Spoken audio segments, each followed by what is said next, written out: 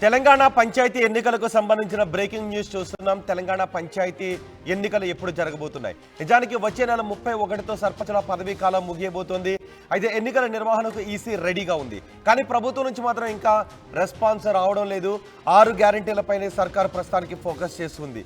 అయితే లోక్సభ ఎన్నికల లోపే 6 గ్యారెంటీల అమలుకు కసరత్తు చేస్తూ ఉంది. లోక్సభ ఎన్నికల తర్వాతే పంచాయతీ ఎలక్షన్స్కు వెళ్ళాలి అని ప్రభుత్వం భావిస్తోంది.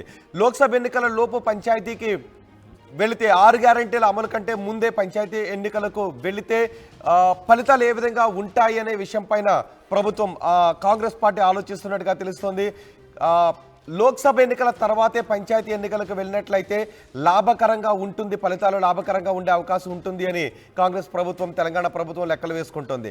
సర్పంచులకు 1200 కోట్ల రూపాయలు పెండింగ్ బిల్లులు ఉన్నాయి. ఇప్పటికే ఒక్కో సర్పంచ్కు 5 నుంచి 15 లక్షల రూపాయల పెండింగ్ బిల్లులు ఉన్నాయి. వీటన్నిటినీ క్లియర్ చేసిన తర్వాత ఎన్నికలకు వెళితే ఫలితాలు లాభకరంగా ఉంటాయి అని ప్రభుత్వం ఆశిస్తున్నట్టుగా తెలుస్తుంది, ఆలోచిస్తున్నట్టుగా తెలుస్తుంది. నిజానికి వచ్చే నెల 31తోనే సర్పంచుల పదవీ కాలం ముగుస్తుంది.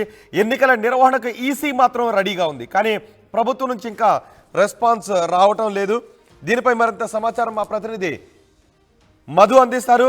మధు, ఎన్నికలు ఎప్పుడు జరిగే అవకాశం ఉంది? లోక్సభ ఎన్నికల తర్వాత ఎన్నికలకు పంచాయతీ ఎలక్షన్స్కి వెళ్తారా, లేదంటే లోక్సభ ఎన్నికల కంటే ముందే పంచాయతీ ఎన్నికలు జరిగే అవకాశం ఉందా? నిజంగానే చాలా మంది ఎదురు చూస్తా ఉన్నారు. గ్రామ స్థాయిలో ఉన్నటువంటి వాళ్ళంతా కూడా ఈసారి రిజర్వేషన్లు ఏమైనా మారుతాయేమనేటువంటి ఎక్కువ ఆశ కూడా ఉంది. ఎందుకంటే గతంలో కాంగ్రెస్ అధికారం రాకముందుకు ఎన్నికల సమయంలో ఇప్పుడున్నటువంటి రిజర్వేషన్, బీసీల రిజర్వేషన్ 23% ఉంది. దాన్ని 42% పెంచుతామని చెప్పడం జరిగింది. ఇది అత్యంత కీలకం. ఎందుకంటే 42% కనుక బీసీలకు చేస్తే మొత్తం తారుమారైతే మిగతా రిజర్వేషన్లన్నీ కూడా చేంజ్ అయ్యే పరిస్థితి ఉంది. ఇప్పుడు ఎగ్జాంపుల్, ఫలానా ఒక గ్రామంలో బీసీ రిజర్వేషన్ ఉంటే మరొక గ్రామంలో ఎస్సీ రిజర్వేషన్ ఉంది, మరొక గ్రామంలో ఎస్టీ రిజర్వేషన్ ఉంది, మరొక గ్రామంలో జనరల్ ఉంది. సో ఇవన్నీ తారుమారు అయిపోయేటువంటి పరిస్థితి ఉంది. కాస్త సమయం పడుతుంది. దాంతోపాటు ఇప్పుడున్నటువంటి సిచ్యువేషన్ లో పంచాయతీ ఎన్నికలకు వెళ్లే కంటే ముందుగా పార్లమెంట్ ఎన్నికల తర్వాత పెట్టుకుంటేనే పంచాయతీ ఎన్నికలు బెస్ట్ అనేటువంటిది ప్రభుత్వం భావిస్తుంది. ఇప్పటికే కేంద్ర ప్రభుత్వం నుంచి ఒక స్పష్టమైనటువంటి లేఖ వచ్చినప్పటికీ కూడా, ఈసీ నుంచి ఒక లేఖ వచ్చినా కూడా ఇంకా రాష్ట్ర ప్రభుత్వం నిర్ణయం తీసుకోలేదు. ఆచితూచి అడుగులు వేస్తా ఉంది. ఇప్పుడు పంచాయతీ ఎన్నికలను ముందుకు వెళ్తే 6 గ్యారెంటీలు అమలన్నారు, 100 రోజుల్లో చేస్తామని హామీ ఇచ్చారు. సో అది కోసం గందరగోళ పరిస్థితిలో పడేటువంటి అవకాశం ఉంటుంది. దాంతో పాటు వెంటనే ఒక 1 రోజుల టైం అంతా పంచాయతీ ఎన్నికలకు పోవాలి.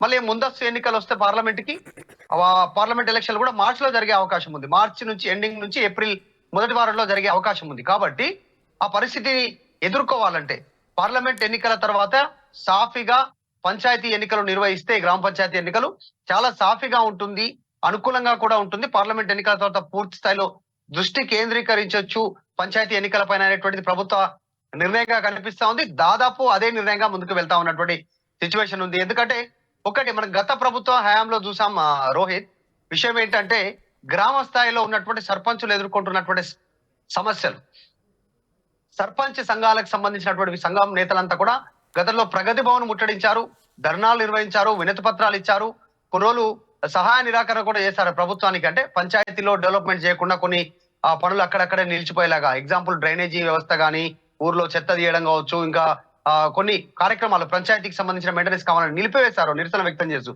దానికి కారణం ఏంటంటే సర్పంచ్లకు రావాల్సినటువంటి పెండింగ్ బకాయిలకు సంబంధించి ఒక్కొక్కరు 5 లక్షలు, 10 లక్షలు, 15 లక్షలు పెండింగ్ ఉన్నాయి. నిజంగానే కొద్దిమంది సర్పంచులు ఇవి తట్టుకోలేక ఎందుకు సర్పంచ్ అయ్యామా అనేటువంటిది నిరసన వ్యక్తం చేస్తూ కొద్దిమంది ప్రైవేట్ ఉద్యోగాలు చేసుకుంటున్నారు, సెక్యూరిటీ గార్డ్ ఉద్యోగాలు చేసుకుంటున్నారు. సర్పంచులు, గ్రామ సర్పంచి ఉదయం పూట వరకు, ఉదయం నుంచి సాయంత్రం వరకు సర్పంచ్ ఉంటే సాయంత్రం మొత్తం నైట్ గూర్ఖా లాగా, నైట్ వాచ్మెన్ లాగా, వాళ్ళంతా సెక్యూరిటీ గార్డ్ లాగా పనిచేస్తున్నటువంటి పరిస్థితులు మన ముందుకు వచ్చాయి, మనం గతంలో చూసాం. సో సర్పంచులు ఒకటే ఆవేదన చెందుతా ఉన్నారు, రావాల్సిన పెండింగ్ బకాయిలు. ఎందుకంటే వాళ్ళు వెచ్చించినటువంటి నిధులు, వారి సొంత నిధులు, ఊర్లో ఆ శ్మశాన వాటికకు కానీ, రోడ్ డెవలప్మెంట్, సీసీ రోడ్లకు సంబంధించినటువంటి విషయం కానీ, ప్రకృతి వనాలకు సంబంధించి, ఇలా అనేక రైతు వేదికలకు సంబంధించి ఈ డబ్బులన్నీ వీరి జేబులో నుంచి సొంతంగా ఖర్చు పెట్టుకున్నారు. తర్వాత రావాల్సినటువంటి నిధులు పెండింగ్ రాకపోవడంతో ఈ 10, 15, 20 లక్షలు బయట నుంచి అప్పు తేవడము, దాని ఇంట్రెస్ట్ కట్టుకోలేకపోవడము, ప్రభుత్వం నుంచి నిధులు సరిగా టైంకు విడుదల కాకపోవడంతో అప్పుల భారం పెరిగిపోయి కొద్దిమంది సర్పంచులు సూసైడ్ చేసుకోవడం జరిగింది. ఇదే ప్రధానంగా లేఖలు రాష్ట్ర ప్రభుత్వానికి, గత ప్రభుత్వానికి సూసైడ్ చేసుకున్నారు. సో చాలా క్రూషియల్ గా ఉంది ఇప్పుడు ఉన్నటువంటి సిచ్యువేషన్. సో కాబట్టి ఇప్పటికిప్పుడు వెళ్తే వీరికి ఉన్న పెండింగ్ బకాయిల్ని తీర్చాలి, ఎన్నికలు సజావుగా నిర్వహించాలి, నెల రోజుల సమయం కేటాయించాలి. ఇప్పుడు కొత్తగా ఏర్పడ్డ ప్రభుత్వానికి ఇక్కడికి నెల రోజులు కూడా కాలేదు.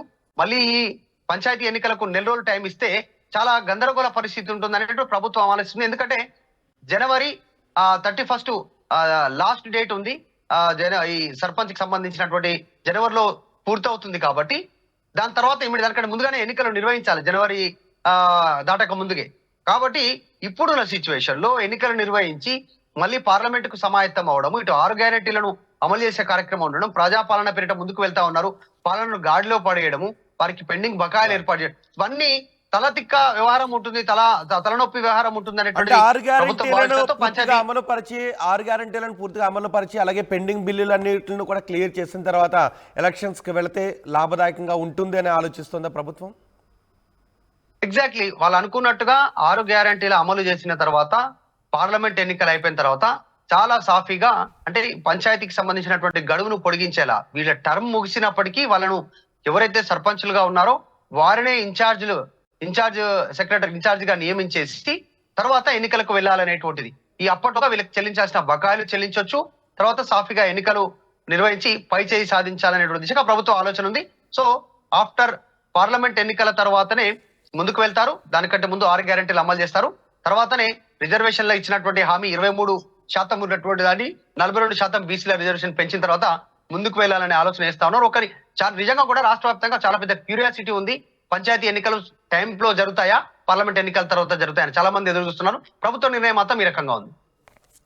Right, thank you Madhu. తెలంగాణలో పంచాయతీ ఎన్నికలకు సమయం దగ్గర పడుతుంది. నిజానికి వచ్చే నెల 31తో సర్పంచుల పదవీ కాలం ముగుస్తుంది.